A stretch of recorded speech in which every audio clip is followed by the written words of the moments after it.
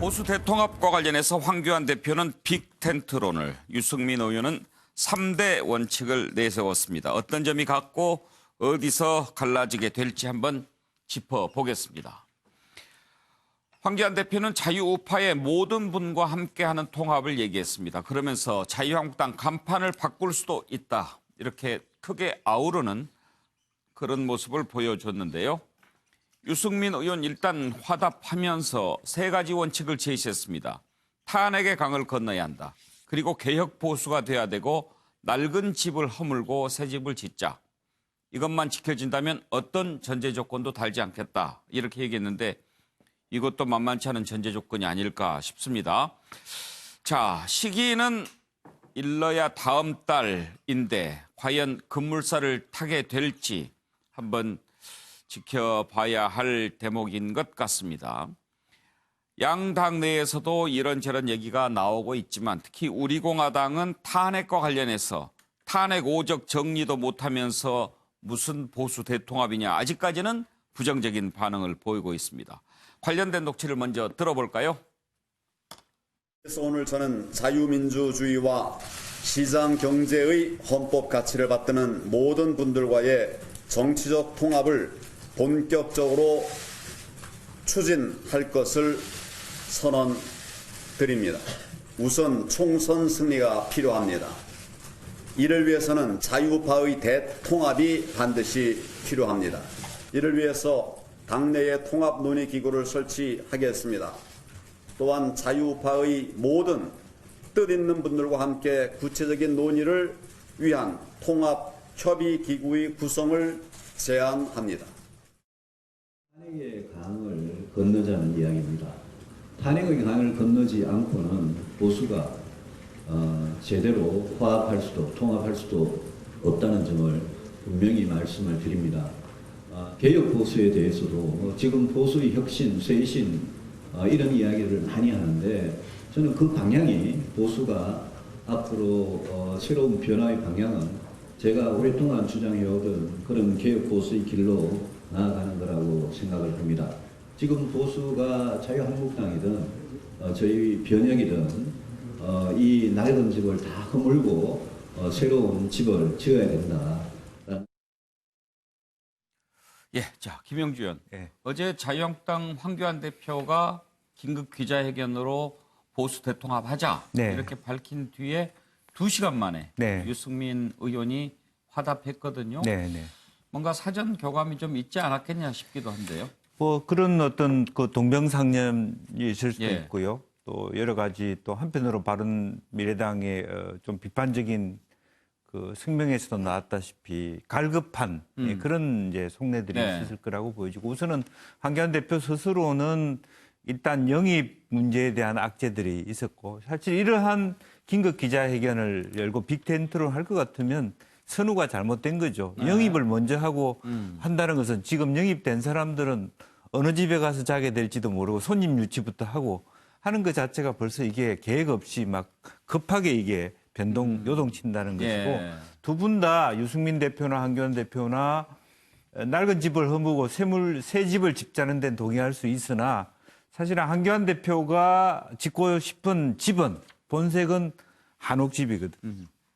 근데 유승민 대표가 짓고 싶은 것은 완전히 말하자면 포스트 모던한 양옥집이란 말이에요. 그래서 그런 의미에서의 지금 하나의 본색은 유승민 대표는 본색을 드러낸 거고 뭐 할 수 있다. 다만 전제 조건은 뭐 탄핵의 길이라고 그 극복해야 된다라고 하는 부분이 있습니다만은 또 다른 한편으로는 실제적으로 황교안 대표는 본색을 숨기고 있다고 봐야 돼요. 자기가 원래 가고자 하는 방향은 아니지만 어쨌든 큰 틀에서 총선 승리를 위해서 내 의지나 당 색깔이나 심지어 당 간판도 바꿀 수 있다고 얘기하고 있지 않습니까? 그래서 그런 의미에서 뭐 큰 분위기는 만들어질 수 있으나 이제 과연 말하자면 우리 공화당을 완전히 의견들을 무시하면서 유승민 대표하고 손을 잡을지는 아직까지 넘어야 될 산이 너무 많은 것 같습니다. 정운갑 실장 보시기에 어떤 점이 가장 고비가 될 것 같습니까? 결국에는 개혁 보수를 지금 들고 나왔습니다. 유승민 의원이. 개혁 보수라는 건 이제 지금 양당의 정강 정책을 어떻게 꾸려갈 것인지, 그리고 향후 그렇다면 당의 모습을 어떻게 가져갈 것인지. 근데 이 부분에 대해서 굉장히 차이가 있단 말이죠. 황교안 대표 입장에서는 기존의 지금 원행들을 보면은 상당히 어떤 기독교 원리주의자적인, 그러니까 뭐 어떻게 보면은 굉장한 어떤 보수의 한편, 좀 더 멀리 있는 보수, 이런 느낌을 받고, 당연히 이제 유승민 의원은 보수가 그렇게 가서는 안 된다, 뭔가 개혁 쇄신을 갖고 가야 한다 해서 새롭게 당을 만든 건 아니겠습니까? 과연 이것이 하루아침에 어떻게 융합이 될 수 있겠느냐라는 게 저는 가장 큰 과제라고 보고, 물론 이제 탄핵이란 부분도 있습니다만은 그 점은 지금 양당에보다는 어떻게 보면 보수에서 바라는 부분일 수도 있습니다만, 박근혜 전 대통령이 나를 뛰어넘고 가라라는 메시지를 상당히 기다릴 겁니다. 예. 그러니까 선거 임박해서 과연 그걸 할 것이냐라는 문제가 있습니다만, 빅텐트를 놓고는 또 다른 문제가 됩니다. 지금 이제 공화당 입장에서는 박근혜 전 대통령에 대한 입장을 확실히 갖고 있거든요. 당시에 탄핵했던 사람들은 뭐 어떻게 보면 야당보다도 더 싫어할 정도로 그런 입장을 갖고 있는데, 과연 이걸 어떻게 융합시킬 것이냐. 예. 그게 굉장히 큰 과제가 있다고 보고, 그럼에도 불구하고 야권 입장에서는, 특히 보수 입장에서는 통합의 과정을 겪이지 않으면 내년 총선은 상당히 어렵다라고 보는 것이죠. 예. 그러니까 유승민 의원의 같은 경우, 예를 들면 바른미래당이 과연 바른미래당 의원들이 어느 곳에서 자신할 수 있겠는가. 상당히 이런 문제가 부딪히는 겁니다. 예. 그러니까 한국당도 야권이 분열을 한다. 결국에는 상당히 미세한 어떤 그 표의 승산이 날 텐데, 그 같은 위기의식 속에서 지금 어떻게 보면 서로 이제 주도권 싸움을 하는 거죠. 명분 싸움을 하는 시작한 것인데, 그러나 결과가 어떻게 될지, 그거는 저는 예. 딱 한 가지라고 봅니다. 양 대표, 그러니까 황교안 대표가 자기를 버려야 된다고 봅니다. 던지고 희생하면서 뭔가 설득하고 만들어가지 않으면 저는 뭐 선언했지만 한 발짝도 나가기 힘들다, 그렇게 보고 있습니다. 과연 잘 될 수 있을까요? 지금 통합 선언 이후에 나오는 여러 가지 얘기들 한번 들어보면 참고가 될 것 같습니다. 관련된 녹취를 좀 들어볼까요? 결국 탄핵을 인정해야 보수 대통합이 가능하고, 우리 공화당에 대해서는 선을 그은 건데. 예, 뭐 그런 것 때문에 다 앞으로 협의를 해 가야 되는 거 아니겠습니까? 앞으로 잘 협의해 나가도록 하겠습니다. 예. 뭐 그건 이제 앞으로 협의 과정에서 논의해 나갈 겁니다. 그러니까 지금 그 통합 논의 기구를 제안을 했잖아요, 황교안 대표가. 그럼 일단 여기에도 그럼 응할 생각이 없는 겁니까? 되겠습니까? 그러니까 일단 우리 창당이 먼저고요. 네. 탄핵을 심판하자. 네. 이런 과거지향 세력을 배제하고 예. 이제 미래지향 세력, 개혁 세력 이 중심으로 재편하는 게 목표거든요. 예. 그 목표를 향해서 계속 갈 겁니다. 기본적으로 우리 공화당뿐만 아니라 네. 한국당 내에 이제 계속 탄핵에 대해서 뭐 반성해라, 사과해라. 그런 분들도 좀 있잖아요. 이런 사람들까지 배제가 돼야 된다, 조건이. 그렇게 뭉쳐봐야 네네. 맨날 지지고 싸우고 알겠습니다. 차라리 안 뭉치는 게 낫지. 알겠습니다. 참 여쭤볼 게 많은데. 맨날 부부싸움 할 건데 결혼해가지고. 아쉽겠다. 뭐 보수 대통합을 한다는 데 대해서 기본적으로 뭘 반대를 하겠습니까? 뭐 찬성을 하는데요. 그 탄핵을 찬성하자면 우리가 사탄파라고 얘기하는데, 그 파와 탄핵을 반대하는 사람들과의 일단 화해가 이루어져야 되거든요.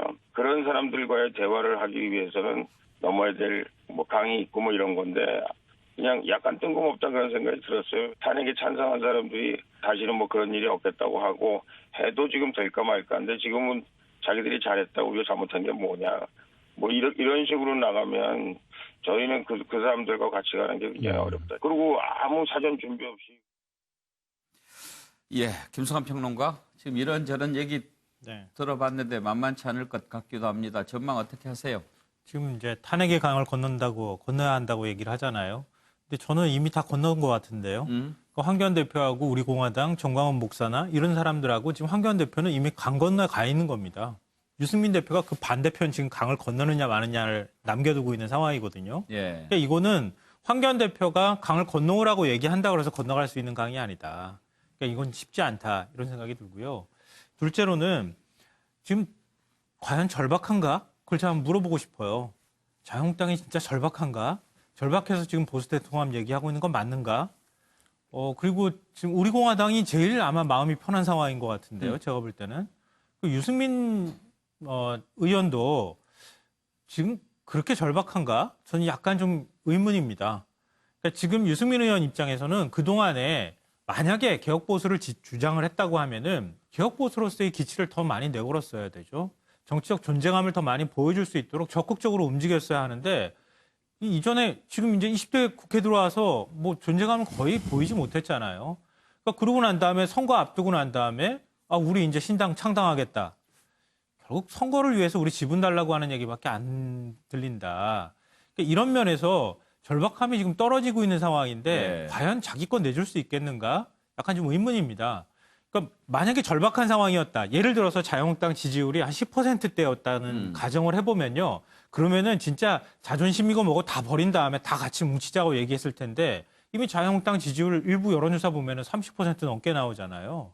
자유한국당만 가지고도 싸워도 된다고 얘기하는 사람들이 틀림없이 있을 것이고 그렇기 때문에 자유한국당이 가지고 있는 거 내려놓기 어려울 것이다. 유승민 의원이 들어와서 자유한국당 안에 분란이 생겼을 때는 그럼 누가 책임져야 하는가 이런 문제가 남았는데요. 만약에 합의에 도달한다 하더라도 제가 볼 때는 양자택일을 해야 될 가능성이 매우 높다. 그러니까 황교안 대표가 그동안에 같이 싸웠던 동지들하고 등을 돌려서 우리 공화당은 우리 공화당대로 가시오. 친박계 일부 반발하면은 나가시오. 이거 용인할 수 있어야 그래야 지금 유승민 의원하고 같이 손을 잡을 수 있을 가능성이 높다고 저는 생각합니다. 그래요. 아까 정은갑 실장도 좀 내려놓는 게 필요하다 이렇게 지적하셨는데 최수영 교수 그래도 양쪽에서는 지금 뭔가 좀 이해가 일치가 되는 부분들이 있다고 보는 게 있죠. 일단 일치가 되는 부분이 있죠. 뭐냐면 총선 승리해야 된다. 그러니까 황교안 대표 아까 기자회견에서 얘기한 것처럼 저는 이제 여기에 쓴 게 뭐라 썼느냐. 신장 개업 대 업종 변경. 황교안 대표는 신장 개업을 원하고 있는 겁니다. 그러니까 아까 의원님 말씀하신 것처럼 이제 사실은 이제 집을 짓더라도 좀 서로 색깔이 다른 집을 짓고 싶은데 황교안 대표는 당명까지도 바꿀 수 있다고 했어요. 그렇다면 신장 개업까지는 내가 용인하겠다는 거고 유승민 대표는 지금 유권자의 지형이 30, 40대가 55%입니다. 그리고 이번 조국 사태를 둘러싸고 무당파가 30%까지 늘어났어요. 자, 그렇다면 이 정치 지형에서 우리가 해야 할 길은 개혁 보수, 따뜻한 보수, 공동체 보수. 그야말로 업종 변경을 해야 우리가 먹힌다. 이렇게 지금 생각을 속내가 있는 거거든요.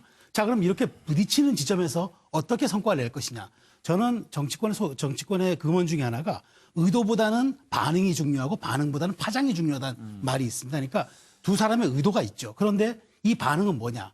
이렇게 정치 시장에 꺼내놨을 때 원내 반응도 중요하지만 전체적인 어떤 보수층에 대한 반응이 저는 굉장히 어떻게 나타날지가 이제 키포인트가 될 것이다. 다시 말하자면 다음 주 초면 아마 여론조사 나올 겁니다. 그 반응을 보고 거기에 따른 파장에 따라서는 본인들이 쓸려서 결단할 수 있는 시기도 따라올 수 있다. 저는 이제 그렇기 때문에 어쨌든 단초가 됐고 이제 불을 지펴서 이 아주 대척점에 있는 것 같지만 그러나 또 같이 갈 수 있는 이 부분을 어떻게 교집합을 마련할 것인가. 앞으로의 관건이라고 저는 생각합니다. 예. 그런데 간판 바꾸다는 것하고 업종 바꾸는 거하고 어떤 게 더 어려울까요? 둘 다 어렵긴 한데요. 업종 변경이 아무래도 더 어렵겠죠. 더 어렵겠죠. 그래요. 아주 재미있는 비교를 해주셨는데 김한규 변호사 전망은요? 원래 그 총선 앞두고 그 과거에 보면은 이제 특히 야당 입장에서는 항상 통합 논의가 있었죠. 그리고 그 아무래도 이제 집권당보다는 항상 열세에 있다 보니까 이번 흐름도 이제 그렇게 예상이 되고요. 좀 제 희망 사항이 있는데 개인적으로 많은 국민들도 희망할 겁니다. 좀 쇄신하는 모습, 좀 아까 많은 분들이 얘기했듯이 기득권을 내려놓는 모습.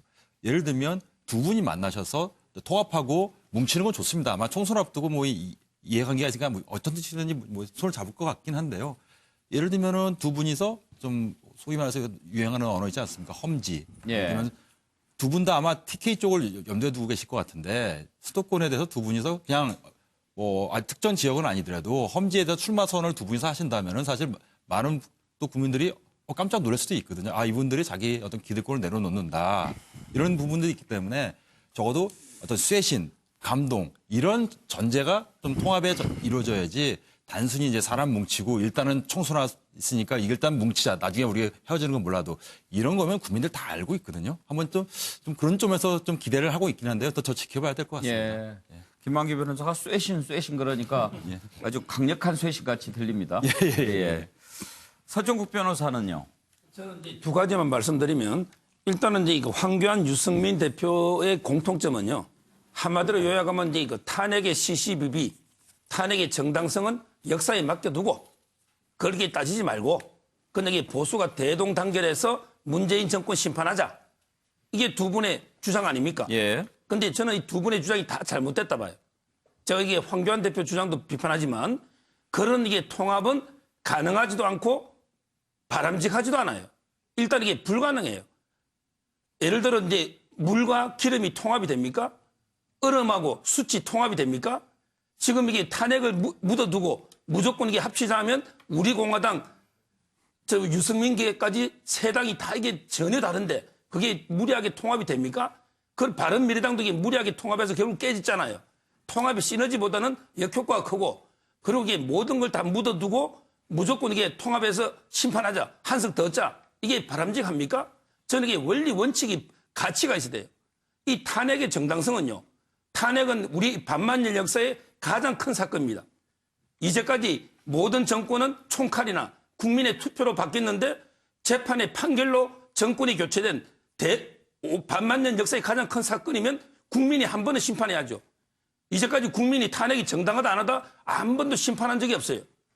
그래서 저는 이게 보수가요. 내년에 탄핵이 정당하다는 세력, 지금도 탄핵이 잘 됐다는 세력 두 개로 나누어서 국민의 심판을 받으라는 거예요.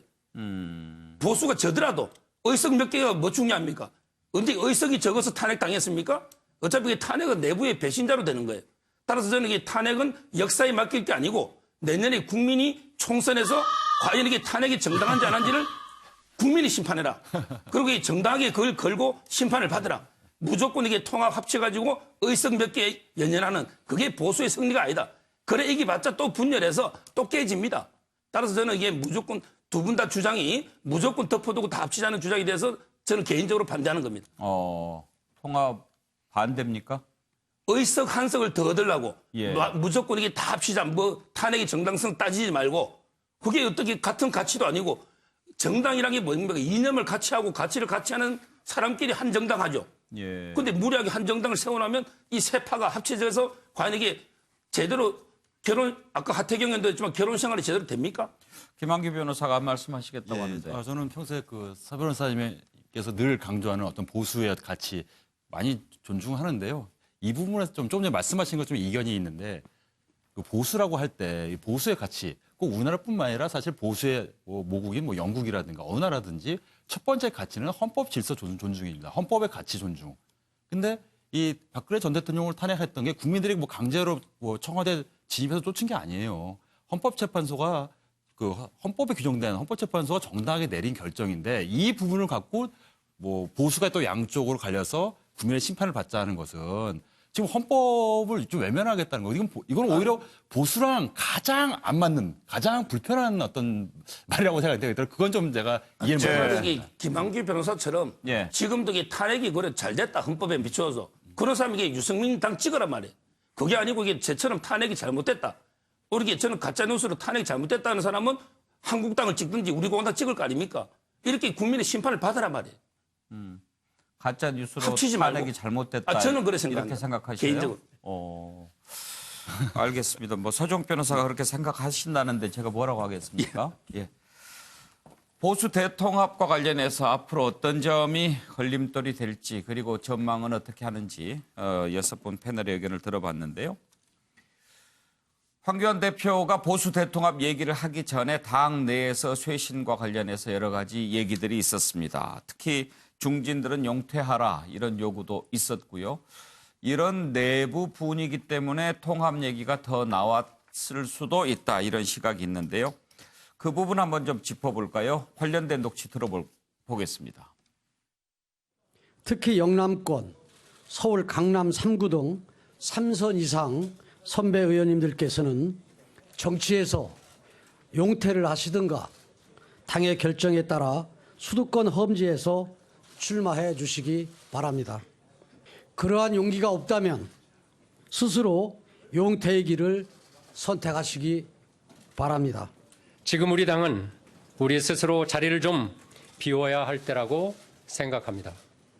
저보다 정치 경험이 풍부하고 정치력이 큰 선배 여러분이 나서준다면 국민의 지지를 얻는데 더 큰 힘이 될 것입니다. 중진 의원들께서 연륜과 경륜을 발휘하셔서 위기에 대처하는 법을 누구보다 잘 알고 계시니까 자기 희생을 통해서 당과 나라를 구한다라고 하는 그런 차원에서 어떠한 방식이 되었던 중진 의원님께서 결단을 내려주신다면 거기에 저희가 박수를 보내고 저희도 거기에 동참할 수 있다 하는 그런 말씀을 드린 것 같습니다. 이번에 이 과정에서 어느 의원이 뭐라고 말씀하신 부분에 대해서는 그 방향성에 대해서는 뭐 저희들이 그 공감을 하는 바이나 또 한편으로는 이게 좀 다른 의원님들과 좀 의논을 통해서 세안을 모아서 이런 의견을 냈으면 하는 그런 바람. 또 한편으로는 그럼 그 말하는 의원님은 또 어떻게 할 것인지에 대한 그런 것들에 대한 말이 없는 부분들은 좀 아쉽게 생각하고 있습니다. 그 선수에 관계없이 나중에 공천 심사를 해보면은 또 다른 상황이 발생할 수도 있는 건데 그것을 가지고 인위적으로 지역과 선수를 정해서 말하는 것은 그것이야말로 좀 우리 당이 바라지 않는 모습이 시현될 수도 있는 그런 것이라는 것도 말씀드리겠습니다. 김성환 평론가, 지금 내부에 이런저런 얘기들이 있는데 일단 이것도 건너야 할 강이죠. 네, 맞습니다. 그러니까 저는 지금 이제 얘기하는 거에 약간 진정성이 떨어진다고 생각하는 게요. 자기 희생 정신을 먼저 보여주질 않는 거예요. 그러니까 이야기를 한 사람들이. 네. 예.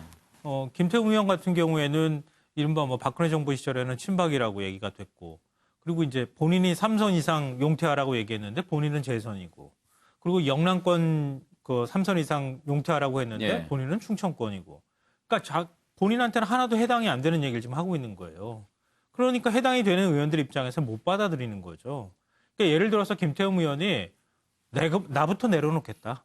나 위로 다 한번 내려놓을 자세를 보이시라. 이렇게 했으면 아마 진정성이 있었을 텐데 그런 자세를 본인 스스로가 보이지 않고 다른 사람은 용퇴하고 나는 살아남아 있겠다. 그게 진정성이 없어 보인다는 거예요. 그리고 초재선 의원들 같은 경우도 사실은 마찬가지인데요. 초재선 의원 중에서 유민봉 의원 같은 경우는 이미 지방선거 끝나고 난 다음에 용퇴 의사를 밝힌 바가 있는데 그랬죠. 초재선 의원 중에서도 몇 명이 먼저 우리 그냥 그만두겠다 얘기하면서 다른 초재선 의원들이 같이 의견을 나눴다 그러면 또 달라지겠지만 그게 아니라 초재선 의원들도 중진들 용퇴하시고 우리가 거기에 따라서 책임지겠습니다. 그러니까 그들이 먼저 어떻게 행동하는 거 보고 내가 따라가겠습니다. 이렇게 얘기하고 있는 거잖아요. 근데 당내에서 바라볼 때 초재선 의원들도 역시 다 친박계다. 이런 식의 인식들을 갖고 있으니까 뭔가 쇄신론을 주장하는 건지 아니면 우리 보고 나가라고 하는 말인지 이게 지금 헷갈리는 상황이 와버렸다는 거죠. 예. 최문갑 실장. 여의도에서 항상 나오는 얘기가 있잖아요. 뭔가 쇄신, 변화, 험지 출마를 얘기하면서 나 빼고, 본인 빼고의 쇄신을 얘기한단 말이죠. 그러니까 아까 말씀하시는 분들이 대부분 이제 제3자적 남의 얘기를 한단 말이죠. 저는 이제 이 통합이 굉장히 어려운 과정인데 저는 보수야당의 통합만 제대로 된다면 굉장히 큰 그림이 그려질 수 있다고 봅니다. 예를 들면 유승민 의원이 굳이 대구에 출마할 이유가 없는 것이죠. 종로라든가 상징적인 곳에 붙어서 할 수도 있는 것이고 황교안 대표도 말할 것도 없고 그렇기 때문에 굉장히 중요한 과제라고 보는데 그러기 위해서는 기본적으로 어떤 자기 희생을 통한 리더십을 발현을 시켜야 됩니다. 그러니까 예를 들면 황 대표든 유승민 대표든 결국에 부딪히는 것은 지분일 거예요. 공천권을 누가 어떻게 할 것이냐. 근데 그런 것을 과감히 내려놓고 정말 2016년에 민주당이 김종인 비대위원장을 모시고 와서 그 당시 이해찬 대표 예를 들면 정청래 의원 공천 다 날려버렸잖아요. 그러니까 그만큼 강력하게 정말 전권을 줘서 뭔가 모양새를 만들어 갈 것이냐. 그러기 위해서는 자기들이 정말 내려놔야 되거든요. 그런 모습을 보였을 때 저는 이 문제가 한 발짝 다 갈 수 있는 것이 그렇지 않으면은 정말 어떤 전략적이고 자기가 아닌 남을 위한 여러 가지 갑론을박이 나올 수밖에 없는 구도가 계속 이어질 것이다 그렇게 봅니다. 예, 최시영 교수. 저는 이제 야당이 쇄신 요구해야 합니다. 그러니까 어찌되었건 야당이 절박한 상황에서 보여줄 수 있는 건 인적 쇄신밖에 없어요. 그런데 고민인 그거죠. 양적 쇄신을 할 것이냐, 질적 쇄신을 할 것이냐. 그렇다면 지금 이 시기는 질적 쇄신에 방점이 있어야 합니다. 그런데 지금 사실 유민봉 의원이나 김태현 의원이나 지금 감동이 없어요.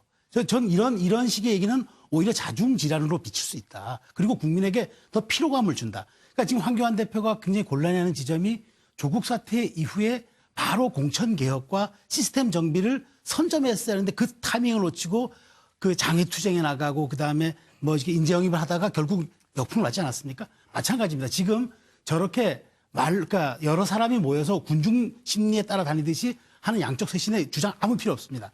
정말 상징성 있는 질적 쇄신을 통해서 야당이 야당의 존재 가치를 입증할 때 비로소 저는 개혁의 동력을 얻는다. 그 말씀을 드리고 싶습니다. 예.